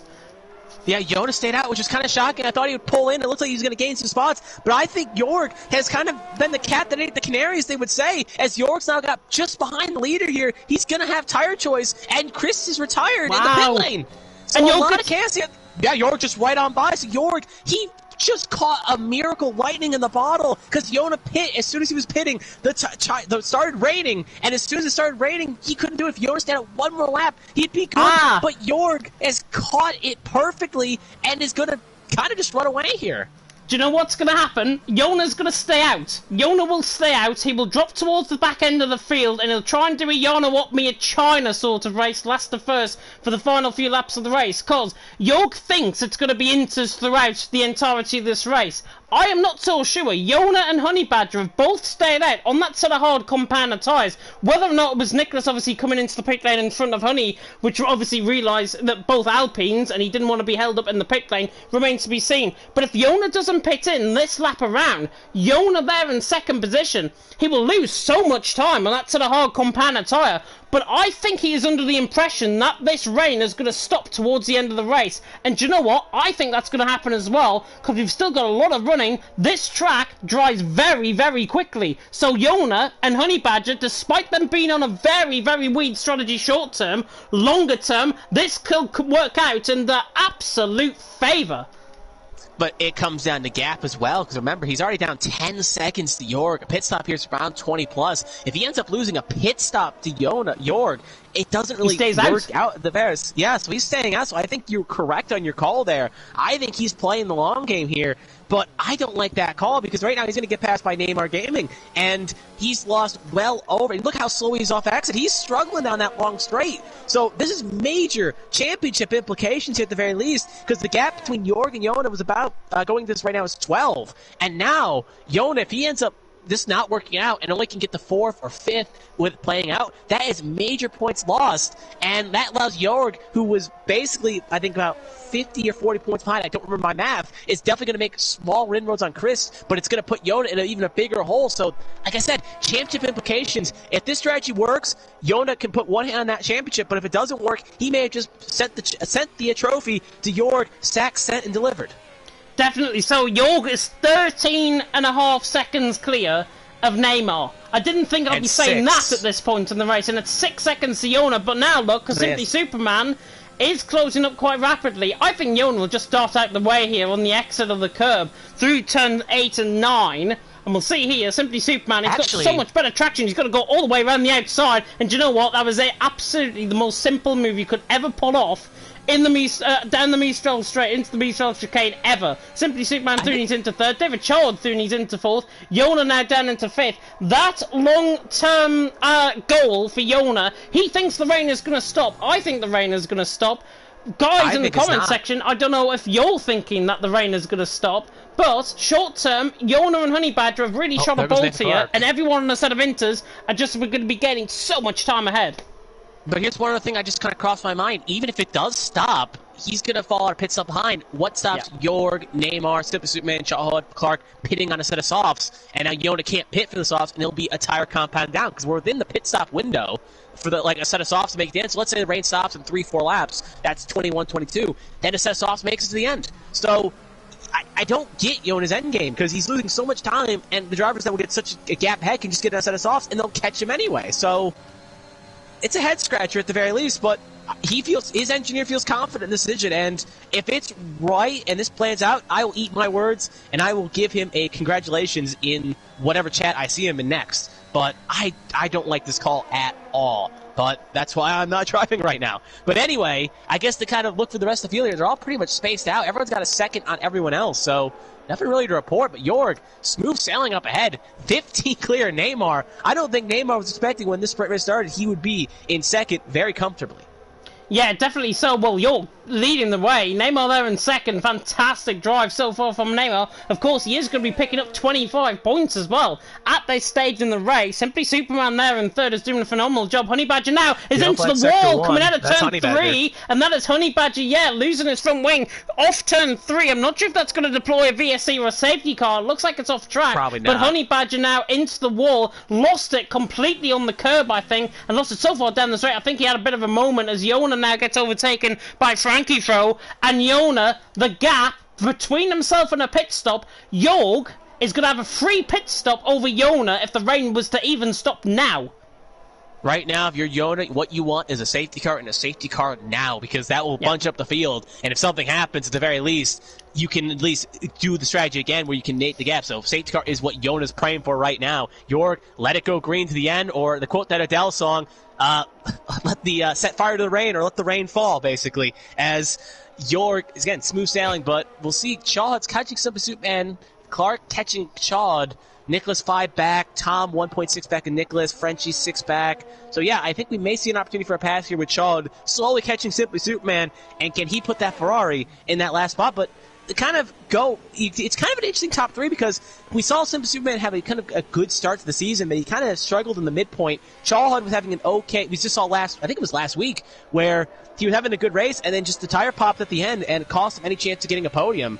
And then we got Clark, who's had a good Dutch race as well. So 3, 4, 5, all looking for good finishes here at the very least from okay seasons. I think the rain is getting heavier now. I'm looking down the straight. Now through the chicane, that rain is getting heavier. That rain is getting heavier. And Yona and Honey Badger obviously being in to replace his front wing. I think now Yona has completely shot his ball. He is now, with Ference now pretty much out of contention in terms of the championship. He's confirmed he's not racing for the rest of the season. So that means Jorg, in fact, is the de facto championship leader, even though Ference is still ahead of him in terms of the points. Honey Badger's now retired in the pit lane. Yeah, he's retired in the pit. But Jorg's still leading the way. 15.5 seconds. And I mean, to not dishearten Neymar at all, Jorg is just so much quicker than him so far. He is indeed as well. I hate saying that, but sometimes it's just the case where a driver's a little bit faster than the other one, and there's no shame in that. Sometimes the driver's a little bit faster. It just happens. I've learned that multiple times in my racing career. There's always someone faster than you, and they will slap you back to reality. But, yeah, I mean, Jorg's in a world zone, and like I said, with 2 rounds left, I don't know why Yona just didn't play it safe. I know it's like armchair quarterback or water cooler quarterback. It's a situation where I'm just calling this late, and I'm like, oh, in the heat of the moment, but maybe Yona knows something we didn't, but it seems so odd. Like, he's still struggling, he's still staying up, so he's made his bet, he's got a lie in it, but he's now 10 back on Tiball, so at this rate, even if it does stop raining, he's going to be a pit stop behind Tiball. And Tiball is like 10 behind, now he'll lose the Noisy as well, so I don't get it, because he was playing for a championship. Like, I would get it if he was like 6th or 7th of the points, but he could still win this championship. And again, a colossal mistake if I've ever seen one. They may end up putting in the halls of TTML for biggest mistake of all time, but again, maybe there's still laps left. This could easily shake out another way, and like we remember in Hungary, where Yona had that mistake and was still able to rebound the third. If a safety car comes out, this could still be all to play for. So I'm not writing it off yet, but as it shakes up, I'm baffled. I am really baffled as well. Yona there in P11, and I'm looking at Jorg, and he's on the other side of the track. Yona could get lapped here. I'm really talking about that in general terms. Yona could get lapped if this rain is still to be believed, and I think now we're getting into the point of the race. If the rain is not to stop in the next 2 laps or so, it is intermediate running towards the end of the race, and Jorg is going to be lapping Yona. Who would have thought it? Jorg, ahead of Yona in the championship, would be lapping him here in France. Nobody would have ever predicted that tonight in TTML F2, but it just comes to show Luca saying, he's actually said in the comment section, this is the comment from Luca, his engineer, on the strategy it looked to be only 5 laps worth of rain. 5 laps worth of rain, you know, in a Codemasters game, 5 laps worth of rain is probably double that amount. So I think, unfortunately, they've trusted the game too much. I think they've been invested in trusting the game too much, and it hasn't gone right for them. Live by the sword, die by the sword, yep. Braised by fire. It's a situation where it stinks, but it happens. But again, still 2 rounds left, but the gap was 12, and right now, I don't know what 11 points equates to. Oh, he's in. Yeah, he's taking the walk of shame into the pit lane here. Here is Tom, by the way, on the back of Nicholas, running down the Mistral straight. And look at now, he pulls off to the outside line. Nicholas will defend to the inside line, and Tom will try and dart across to the inside line. Stops. Wait a minute. Into the pits, and Yona is into the pit lane for a sort of soft compound tyre. Unless he is being told this rain is easing in 2 laps' time, he will get lapped by Jorg. It's simple as that. He will get lapped by Jorg, and this is unbelievable. I don't get it. I don't want to rag on his engineer. I don't like ragging on people, but I don't get it, and I want answers that I'm not going to get. But it's so weird. Like, I've walked into the Twilight Zone, because am I seeing something different? Like, is this a situation where the commentary sees rain and the track for some reason is super dry? Because is Yogan in his own game right now? Because I don't know. But regardless... Look at the clouds, though. The clouds are beginning to part slightly up in the sky, and the sun is glinting through again. But even with that, this track, in 5 laps' time, unless it is the quickest drying track in the world, which it isn't, this track will not dry in 5 laps. Even if the rain was to stop at the end of this lap, it will not dry in 5 laps.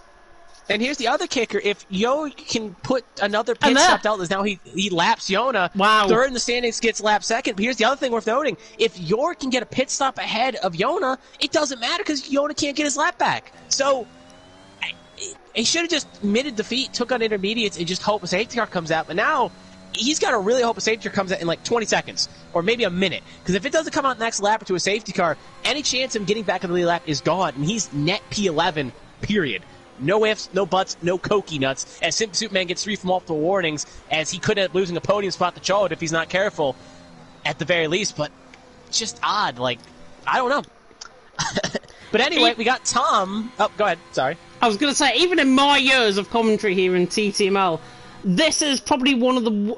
I'm not not derating his engineer at all here. This is one of the worst strategy calls I think I've seen in TTML.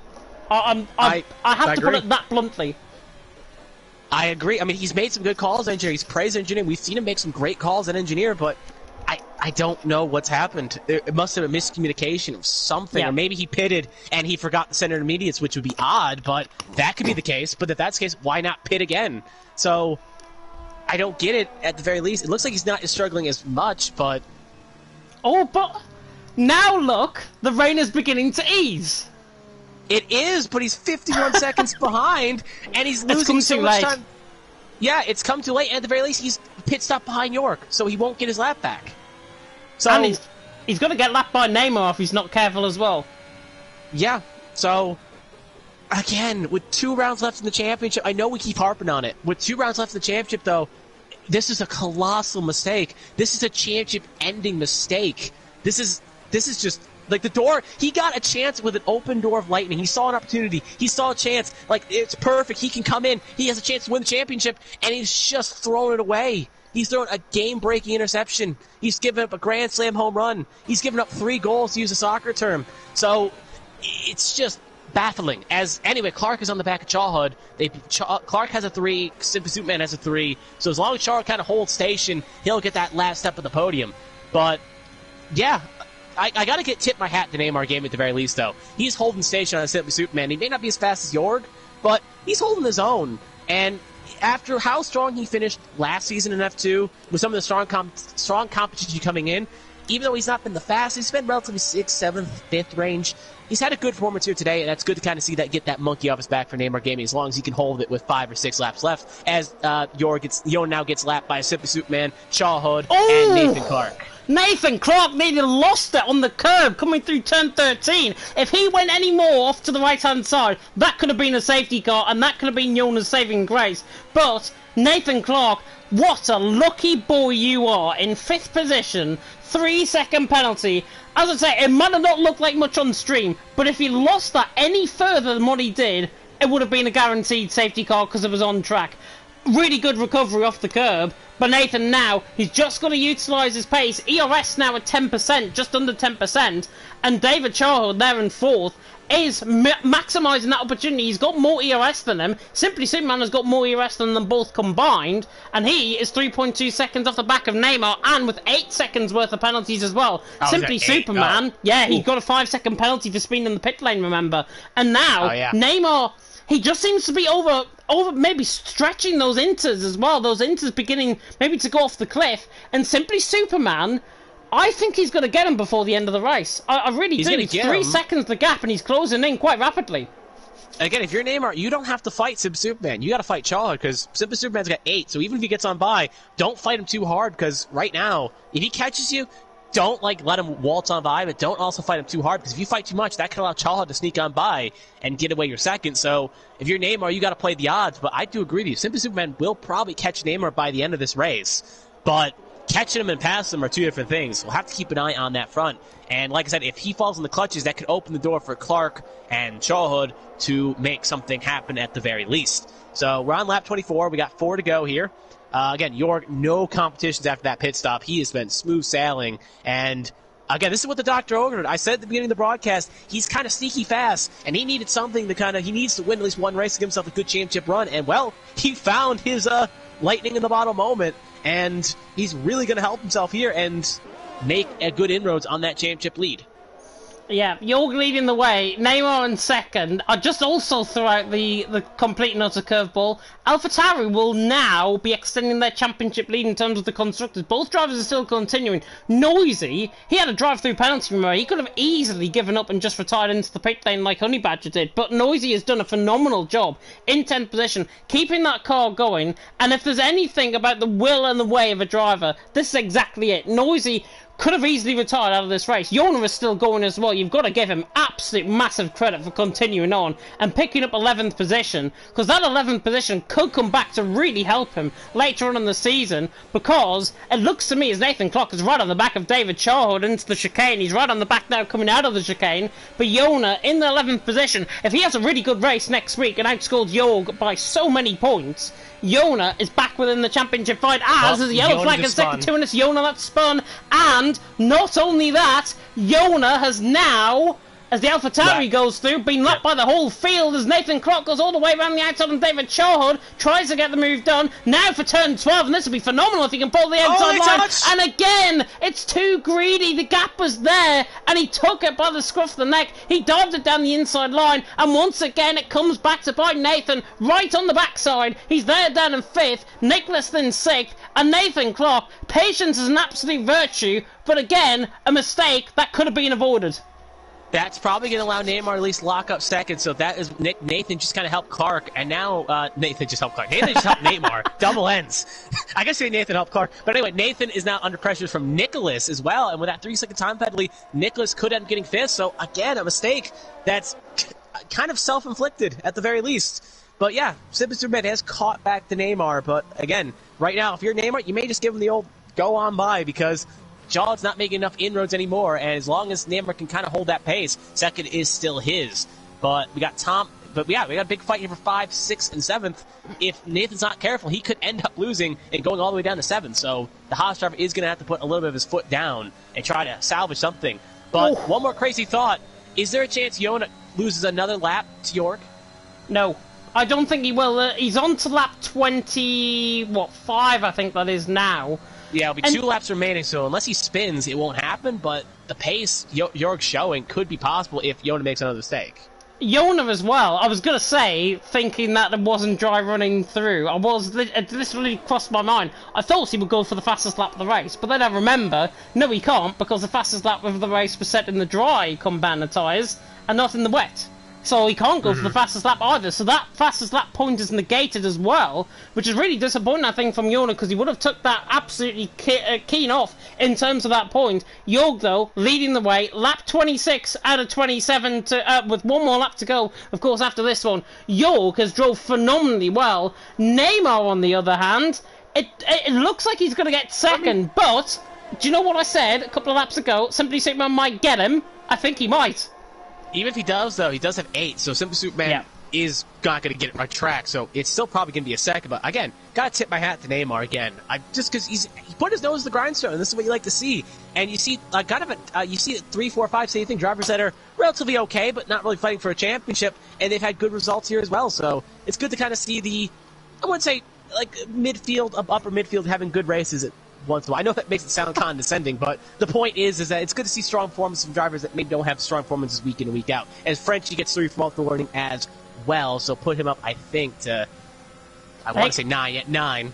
Here comes Simply Superman on the back of Neymar. Delamy straight in towards the chicane. Neymar lets him through. Simply Superman through, and he's into second. Neymar let him through there, I think. Noisy picks up another penalty, and Simply Superman through, and he's into second. And do you know what? Rain has stopped. Final lap of the race. I wouldn't be surprised if the track dries. Do we get DRS enabled final lap? I don't think that's going to happen at the very least. It still looks a little bit too wet for it, so I don't think it's going to happen. But it does make me wonder, Jonas Soft probably shot, but if it did drive enough, maybe he could go for the fastest lap. As French gets 10. If he gets disqualified, if he gets one more penalty, he could maybe get disqualified, so that could get Yona into the top 10. So maybe he's kind of hoping for one more quick disqualification and retirement. But on lap 27, York just started. Simply Superman 20 behind. So yeah, I don't think anyone's going to pit here to go for the fast lap. It would be kind of silly to do that. Maybe if you're noisy, you could try it, but you wouldn't have enough time to do a competitive lap, so it wouldn't matter. So yeah, it's just kind of smooth sailing from York. Neymar Gaming is 2.4 for less Chawed, unless Neymar makes a mistake. He's going to get second, Chawed's going to get third. So that is your top 3, but Superman is probably going to fall to, I want to say 6th, if I'm not mistaken, maybe 7th. So Superman still has to fight because he has to get as much time as he can in order to negate the loss he'll get for the time penalties. Frankie throws the pit lane. I wonder if this is to go on for a dry compound of tyre. I think it is. It is. Set the softs. He is. So I think he's just saying, why not? why not risk it? I mean, he got enough. He could still lose a spot to Noisy though, so kind of odd, and that's going to help AlphaTauri, the constructors. But again, if I think it was a couple more laps, I think Jorg would have caught.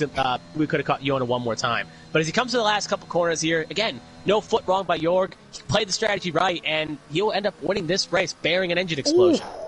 And he might still, actually, Jorg might still get Yona. It's literally like a race in itself with Jorg lapping Yona again. I really feel sorry for Yona, I've got to say. In 11th position, I really feel sorry. But look at those softs, they're absolutely shot, and he's just going to finish on the same lap as Jorg. And now Jorg is around the final couple of corners as Frankie Froh lost it, and that just comes to show the actual nature of the conditions still out on track. But Jorg, who would have thought, Jorg, I'd be saying this, Jorg has won the French Grand Prix by 20 seconds, run to the line, Jorg wins the French Grand Prix by an absolute country mile. Literally, maybe even the first sector in front of Simply Superman. That's how impressive he was, and that's how dominant he was in the end. Simply Superman, though, is going to finish second out on track. I think he's going to finish fifth, if I'm not mistaken. Simply Superman comes to the line in second. Neymar there in second, though. David Child in third. Really good performance from him. Nathan Clark there. I think Simply Superman's fourth. He is. He's fourth. And look at Nicholas. He's missed out on fifth by 300ths of a second as well. So unfortunate. He drove well, though, did Nicholas. So did Tom in seventh. Matt Tibbles there in eighth. Really an underdog in terms of... Well, I don't think we've even mentioned him tonight. That's how much action he actually got tonight. But Matt Tibbles across the line to finish in P number 8. Noisy will finish in 9th, but as a result of Frankie pitting in, and Frankie actually, I think, has run out of fuel, if I'm not mistaken. Looking at that, Noisy now through turn 9. Did he make a mistake? I think he did. Yeah, he's made it. Oh, the air has been enabled. Hooray! Lap 27. Too late. It's only a couple of corners to go for him. Yeah, I want to point out with Frenchie struggling on those soft tires, it makes you think that Yona has such good control on his tires that he wasn't spinning out every lap, because this track is basically dry, and Frenchie's struggling. Yet Yona was able to keep it consistently straight for almost all the laps except for one. So I guess that kind of shows Yona can really do well in those conditions, but the problem is he picked the wrong tire. That's... Like, he could drive well on the softs on rain, but it isn't that fast. But as now Frenchie comes across the line, he'll be P10. And again, that will give one extra point to Noisy and AlphaTauri, which will extend their gap, because no driver from Alfa Romeo scored points today. So AlphaTauri is going to gain no uncontested points gain on Alfa Romeo. But the kind of sum is now Neymar Gaming gets driver of the day. This has been a weird bingo card. If you had this on your bingo card, you're lying, because this was very chaos. And I don't think when anyone woke up to expecting this race, our points here was sadly is retired for the end of the season. The driver that stirred the standings made a really interesting call for tire strategies, and Neymar Gaming finishing on the podium, 20 seconds behind Jorg, who crushed the field. This is a very weird race. This is why we don't predict the top 3 in the commentary box, I think, anymore, bar this race here in France. Absolutely fantastic. Matthias, of course, that is Neymar in the comment section. Yes, is just literally his comment. He gets driver of the day as well. And I think, honestly, I would give him driver of the day. Bar Jorg's obviously dominant performance, I think Neymar definitely deserves driver of the day. As we wait for the 30-second countdown to end, I really hope I'm going to be bringing you the grid order. Have you got it up on your end? I don't have anything either. Nope, I got nothing as well. But I know first was test my brain power here. First was Jorg, second was Neymar Gaming, third was David Cho, Simply Superman was fourth, fifth was Nathan, sixth was the the Alpine car. Yep, Nicholas. The Alpine. 7, Nicholas. 7th was Tom. 8th was someone. 9th was Noisy, and 10th was the Aston Martin that was Frenchie. So I don't remember who was 8th, but that was good for 1 through 10. That was really good, actually. I can't bring you the grid order because that's the end, but I can. It was Matt Tibbles in 8th, Noisy in 9th, Frankie Froh ran off the top 10, Yona finishing 11th. Of course, Yona finished under his own accord, which I've got to say, given how bad of a race he had, to finish two laps down on the leader and still finish and get points, a minimum of 9 points he's picked up, I have to applaud him, because anyone, probably 99% of the time, I know I would have given up in that scenario. You would have probably given up in that scenario as well. And I know 99% of drivers that I've commentated on would have given up in that scenario as well. So I have to applaud Yona, his will and determination to get to the end of the race. He drove, I say, first half of the race phenomenally well. Second half of the race, it's all down to the game, I think. Yeah, it was all down to the game there, and yeah, I guess I could say that. I did add the top 3 for interviews. We'll see if anyone decides to join. Well, there's Neymar. We'll see if anyone else decides to join. But hey, Neymar's had a good run here. But yeah, I think I'd give my driver of the day as well. I'd say Neymar. He definitely kept his nose to the grindstone and definitely deserves driver of the day. But I feel like Jorg, though, had such a dominating performance that I can't vote against that as well. I think I'd split it in half here because Neymar's a case of persistence while Jorg was just performance. Yeah, definitely. So I think Neymar drove an absolute solid race tonight. We're going to hear from him very soon indeed. Matt Tibble saying that race was an absolute mess. I totally agree. It was certainly a mess for us to commentate on. I don't know how it felt for the drivers out on track as well. Noisy as well, saying he saw a few drivers cutting the pit entry, which is quite interesting. Ooh. Of course, the pit entry comes out of turn 14, on the outside of turn 14, basically, into the pit lane. So if you haven't stayed within the white lines there, you may well and truly be in trouble. But hopefully Jorg will be coming in for an interview very soon indeed. Jorg doesn't really join. Yeah, Jorg doesn't join usually, because we had him a couple other weeks, and he usually just goes to bed because he's in Dutch. But I know Chaw had joined last season along with Neymar, and David just joined. So we're going to probably have second or third, but I don't think Jorg is going to end up joining here today. We'll wait another minute or so, I think, for Jorg to join, if he's so wanting. I know last season we did it. I certainly have interviewed him in the past before, but I know obviously with him being in a different country, with him being in a different time zone as well, sleep might be the best thing, I think, after a race, certainly like that. But what I will whet the appetite for a little bit more is, of course, more action to come tomorrow night. TTML F4 and F5. F4, once again, you are going to be having me to commentate on you alongside Funky Chicken, because Conti once again is not available, so I will update my own attendance for F4 tomorrow, but I can announce I will be alongside Funky Chicken once again on commentary for TTML F4 and TTML F5, of course. Pariah and Buck to take you through the action, both 8 PM UK time on the League Racing TV channel. And of course, if you didn't hear the news from earlier on, and you might have been too busy racing, like most of these F2 drivers were, I was announced as the PSGL F3 lead commentator for this season, for season 30, and I have I'm absolutely honoured in terms of picking up that role, and I cannot wait to bring you more commentary, of course, on Friday on the PSGL channel, as we have got Neymar for our P2 interview. And Neymar, did you ever think, in the wildest imagination, you would get P2? I chose the hard because I saw rain. So I was thinking I could take a lot of positions, but never P2. Never P2. P2, yeah, well, I said at the start of the race as well, set of hard compounder tyres, they can only mean two things. They're going for a set of softs towards the end, which is what I said in the stream initially, and then I realised, well, if there's going to be rain towards the end of the race, the hards would work on a much better surface than obviously on a wet surface compared to the set of mediums and the set of softs. Was it always your intention to go on that set of hards and then pit in, obviously when the rain started to fall? Like, from the start I chose the hard because you could stretch them like a lot. So if the rain never came, then I could take medium. If it came, I could stretch it to intermediates. Yeah, that's what I did. That's what you did, and still get awarded with a P2 finish. I do not know how you got a P2 finish in this crazy race, but absolute congratulations from me. Pepsi, I'm going to come across to you. Any questions? I will say, after last season, you had such a strong form. You were really up there for podiums a lot of the week, and it seems like this season you had a little bit of a learning curve, as they would say, but you've gotten well readjusted. I think, is this podium going to kind of light a fire and help you for the end of this season and maybe next season? Yeah, especially at the last lap I tried not to crash, as in Abu Dhabi last season. But, I remember that one. Yeah, but it's a bit like...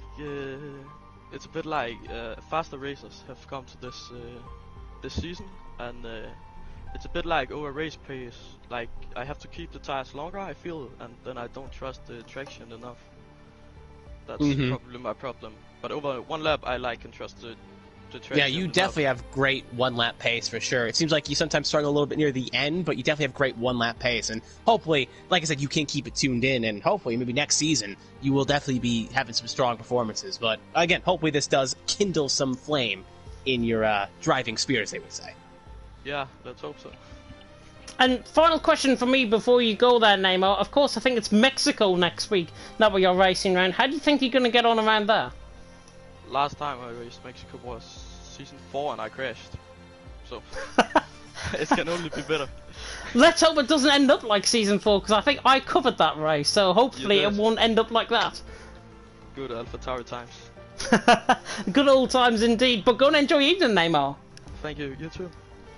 Thank you very much indeed. And now we'll move on to our man who finished in P3. It is David Charhood. Of course, David Charhood, the commentator for F4L F3 as well on a Tuesday night. On a Monday night, I should say, I may add as well. And David, obviously, back to racing tonight. P3 for you. Was it ever your intention to pick up a podium? Well, to be honest, I wasn't expecting anything. I didn't have time to practice. I just came in and raced, and I was expecting, okay, let's do this. And well, then I found that I was fighting for the podium, so I'm pretty happy for that. Yeah, and obviously you picked up the podium as a result of Simply Superman's 8 seconds worth of time penalties as well. Were you expecting a safety car at any point in that race? But given how tricky those conditions became, obviously transitioning from a set of dries to a set of wet compound tyre? I really wasn't expecting a safety car. I was just trying to hold with the other guys in front of me, waiting for the rain to come. I was trying to extend. I definitely wasn't gonna pit in the medium, so I just went for inters when Jeff told me to do, and well, I did. I think it was the correct thing to do. Then I think that's it. I think definitely Jeff worked in your favour, unlike one of our drivers tonight, which I think is really sad. Of course, Yona finishing down there in P11, still finishing the race still. But I believe this is your first podium of the entire season as well, which must be quite satisfying. Yeah, actually, it's my first podium in F2. I did have some podiums in F3 from F1 2020, but I wasn't being able to get a single podium in F2 since I've been racing here in F1 2021. If you remember last race in Canada, I was leading most part of the race and my tires died at the end. So close. I'm happy that I've been improving. I mean, before, like in the past races, I was in the midfield trying to fight to get some top 5s and stuff like that, but well, now surprisingly I'm fighting for the top positions in 2 consecutive races, so I'm happy for that.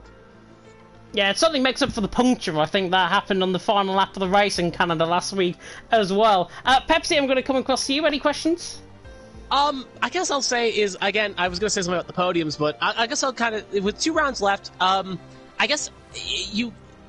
Let me ask this question instead. With 2 rounds left in Mexico and Singapore, which one do you think is going to be the stronger round for you the next 2 rounds? Do you think Mexico's the better track or Singapore? I think Mexico will be better for me. I've never been so strong at Singapore, but Mexico has been a decent track for me, so if I get a good practice there, and, well, especially avoid penalties and have good pace, then I think I can be in the podium once again. Make sure the tires last as well, because I know Mexico can eat them up. So, but yeah, hopefully you do join us here possibly soon before the end of the season as well. And it's been a pleasure talking to you, David. Thanks. Very welcome indeed, and that rounds us off tonight for TTML F2. If you enjoyed it, of course, do like, comment, subscribe, tick that notification bell, of course, if you are new. I've already whetted the appetite even further, but just to remind you, if you have just tuned in and expecting a race, it's finished, so maybe tune out until maybe I say what I'm going to say. TTML F4 and F5 tomorrow night, of course, 8 PM UK time. You can watch either streams because both will be streamed live and exclusive on the League Racing TV channel. More action to come, of course, over the weekend. TTML F1 is live, of course, on Sunday around France for both the sprint race and the feature race once again, as per F4 and F5 tomorrow. And then CWC, BNL over the weekend as well. CWC on Mondays. Finale. Yeah, CWC finale, I informed on Monday. Interesting. Yeah, sadly, both championships have been decided. However, there's still some to fight for for other miscellaneous things. I know F1 took out the constructors, and F2 still some jostling for last position points. So it's still gonna be a fun race. So make sure you tune in, especially the F2 if you want to hear my golden voice. But if you get tired of my voice, go to F1. Yeah, more action to come as well after CWC, both on Tuesday. I think TTML GT is live. And then the expectation is Wednesday we will finish the EML Premier Challenge Cup event after last night's what I like to call, gonna quote Ben Edwards 2017 Singapore here, omni-shambles, quite literally omni-shambles, out on track in terms of the glitches within the lobby. So hopefully we'll bring you Austria and Bahrain, of course 10 teams fighting out for a cash prize. Hopefully you can tune in for that as well. Myself and Luke Etheridge will be taking you through that one. But we are done here for TTML F2 tonight. Really hope you enjoyed it. From myself, from Pepsi, from all of us here in the commentary box, thank you so much for watching, and until next time, goodbye.